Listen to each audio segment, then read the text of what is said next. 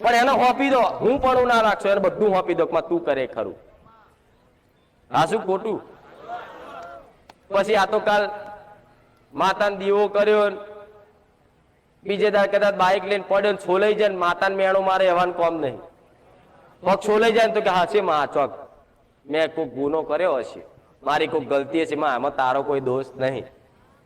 કોક પડી જાય ને તો માતાને કે માં તું બેઠી પડી જા, એટલે બચાયા એમ કે નકર હાડકું બાડકું ભાગી ગયું હતો.